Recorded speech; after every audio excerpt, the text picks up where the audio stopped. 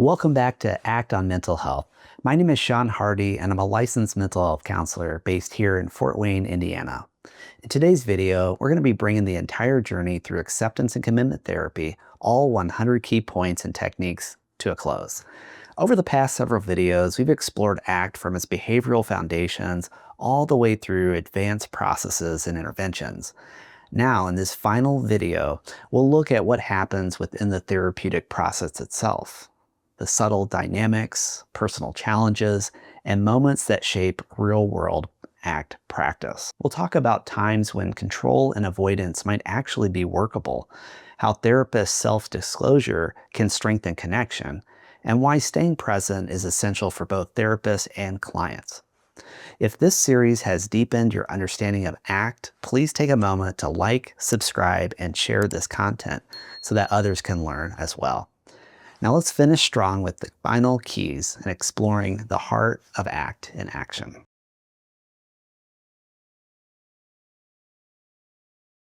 ACT often emphasizes openness and acceptance, but that doesn't mean all control or avoidance is bad.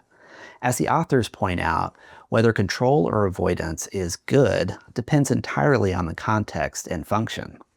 For instance, a client may use deep breathing before a stressful presentation to steady their nerves. While this could be considered a control strategy, it serves a valued purpose, enabling them to take committed action. The key is not whether control is used, but how and why. Therapists must stay functionally minded. Instead of labeling avoidance as unhelpful, we look at whether it facilitates or hinders valued living. Even a behavior like choosing not to discuss a painful topic might represent flexible, workable choosing rather than rigid avoidance. Over time, ACT aims to shape these behaviors toward appetitive control, acting from values rather than from fear or automatic reaction. As therapists, we reinforce flexibility and mindful choice rather than condemning control itself. Psychological flexibility grows not from eliminating avoidance, but from expanding awareness of its function.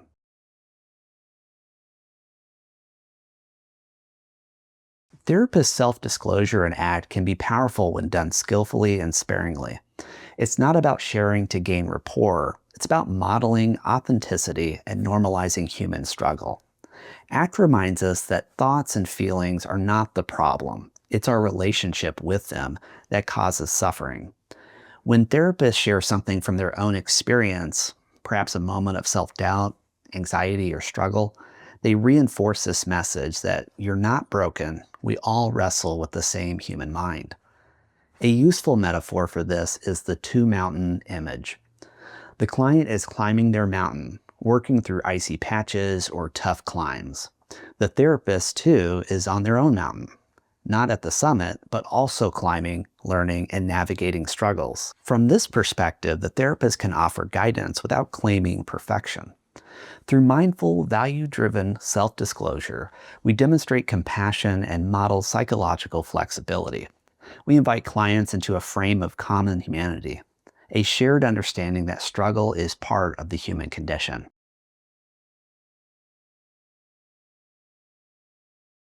Staying present may sound simple, but for therapists, it's one of the most challenging and essential skills in ACT.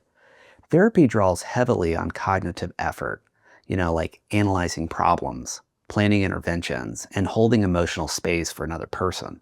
It's easy to drift into thinking mode or get caught up in problem solving. That's why developing mindfulness practices outside of sessions is so important for therapists. Whether through formal meditation, mindful breathing, or quiet reflection between clients, these practices can help strengthen the therapist's ability to be here and now. Small habits, such as taking a few breaths before sessions, pausing between notes, or grounding through physical cues. For me, I like to take a glass of water and just take a sip. It can make a big difference. Staying present allows you to track the process unfolding in real time, notice your own fusion or urges to fix, and return to what matters most, which is connection. Being present isn't about perfection. It's about noticing when you're drifting and gently coming back. The more we embody present moment awareness, the more authenticity we can teach our clients.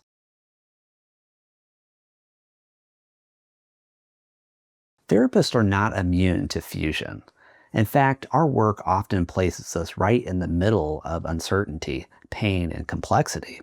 It's fertile ground for our minds to generate self judgments like, I'm not doing enough, or I just don't know what to say right now. ACT reminds us that these thoughts aren't problems to fix, but experiences to notice. Therapist fusion happens when we over identify with these thoughts and allow them to dictate our behavior, perhaps by over preparing, over explaining, or avoiding deeper emotions in sessions. It's completely normal and it's part of being human. The goal isn't to eliminate these reactions, but to notice them compassionately and create space for choice. The book's authors liken our words to a craftsman's tools, useful and precise, yet sometimes the very thing that trips us up. By bringing self-compassion and mindful awareness to moments of fusion, we create psychological distance. From that place, we can make values-consistent choices, modeling diffusion and flexibility right there in the therapy room.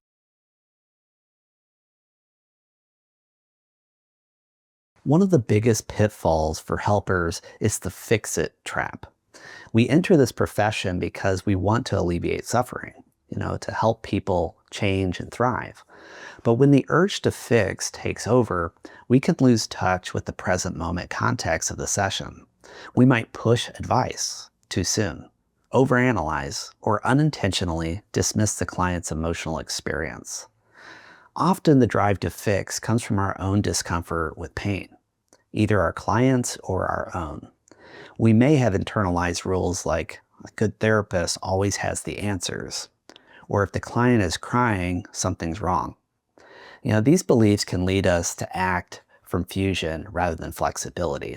To stay out of the fix-it trap, ACT encourages therapists to track their own reactions, doing a personal ACT matrix to identify triggers, staying mindful of their own values, and using compassion to regulate emotional urges. Sometimes what helps most isn't doing more, it's being fully present, validating the pain, and trusting that change happens in the space we hold, not the solutions that we try to impose.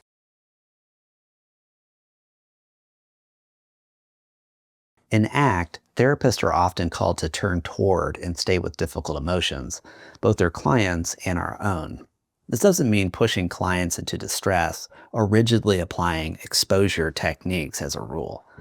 It means flexibly working with emotions in context, deciding when staying with pain supports learning and when gentle distraction or grounding might be more workable. The key is helping clients reduce automatic avoidance while increasing awareness and values-guided responding. When clients sit with discomfort, sadness, fear, shame, they learn directly that emotions aren't dangerous. Our calm, curious presence becomes a live model of acceptance to them. Yet staying with emotion can challenge us as therapists. Thoughts like, I'm causing harm, or they won't like me if it gets too hard, can arise. These moments are opportunities to practice our own diffusion. By holding steady, we help clients contact the message beneath emotions and act from values instead of fear.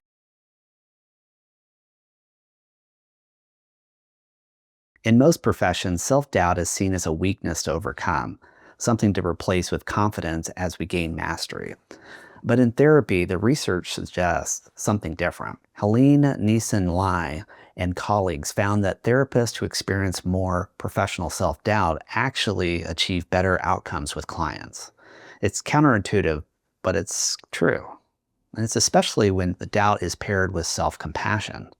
Their advice: love yourself as a person, doubt yourself as a therapist.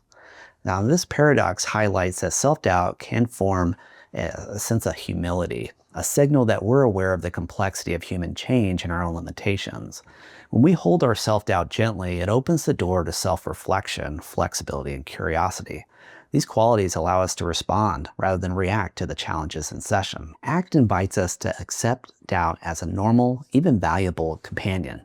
It helps us stay mindful of uncertainty, model psychological flexibility, and approach therapy not as a performance to perfect, but as a shared human experience. So rather than fighting doubt, we can pause and ask, what's actually important in this moment right now?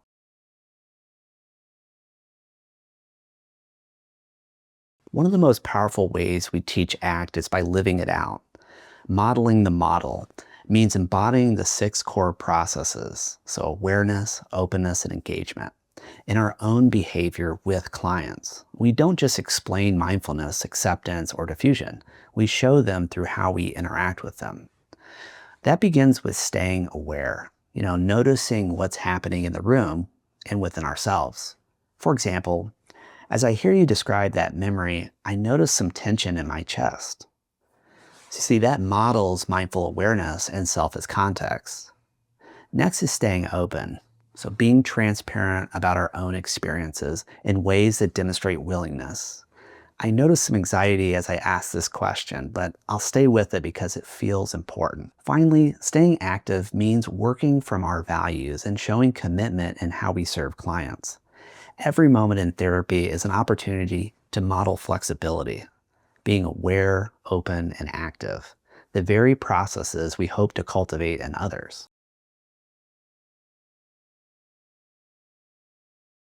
Obstructions in therapy are inevitable. Avoidance, hopelessness, or self-criticism can appear and derail momentum. Even asking an update can lead you down a path you didn't want to go. The on-track and off-track exercise adapted from Russ Harris helps clients recognize these moments from lightness and awareness. Now, it begins with permission. As we do this work, your mind might throw out reasons to stay comfortable. Things like, it won't work, or you'll fail. Shall we notice these together? Now, the therapist and client can then brainstorm these common thoughts, writing them down, often in the second person, you'll fail, to promote diffusion. As the session unfolds, both watch for when these thoughts arise, making them as off tracks. The aim isn't to eliminate them, but to observe them as normal products of the mind, often protective in function. By labeling and tracking them, clients learn to respond flexibly rather than react automatically. It reframes therapy from avoiding the problem to noticing and choosing, a live demonstration of psychological flexibility in action.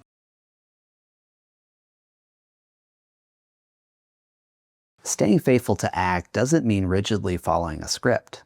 It means continually returning to its principles. Steve Hayes compares fidelity to riding a bicycle. It's not static balance, but a series of ongoing corrections that keep you moving upright. Fidelity is fluid. It evolves as you stay connected to ACT's 3 domains: the head, which is the theory, hands, which is the skills, and heart, which is the human connection. Maintaining fidelity involves deepening your understanding of the behavioral science behind ACT, practicing your therapeutic techniques, and tending to your own personal growth. No one can sustain ACT practice alone. It's meant to be done in community. And the authors encourage therapists to build peer networks, engage in supervision, and stay connected to the larger ACT and CBS community through organizations like ACBS, which promotes collaboration and shared learning. ACT is an open, evolving model. Maintaining fidelity isn't about compliance, it's about staying curious, self-awareness, and connection, ensuring that your practice grows as the science and humanity of ACT grows with you.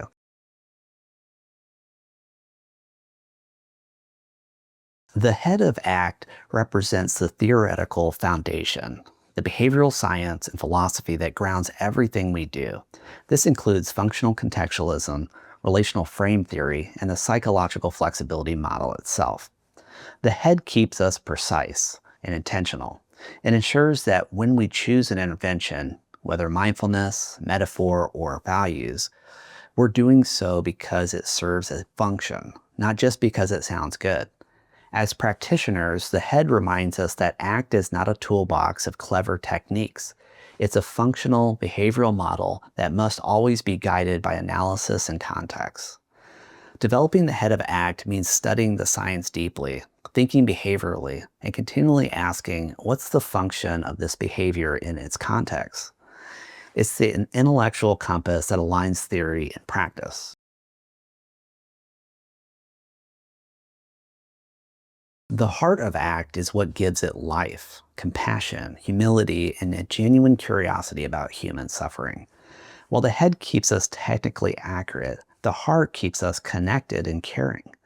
In the therapy room, the heart shows up as presence and warmth, being genuine.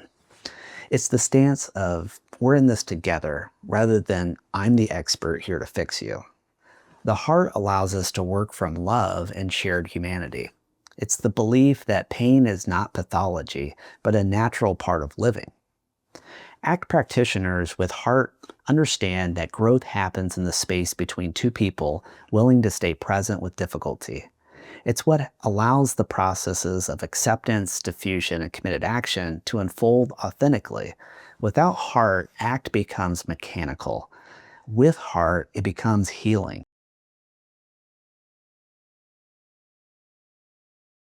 The hands of ACT are where theory and compassion meet practice. They represent technique and action. So shaping behaviors, reinforcing change, and helping clients live out their values.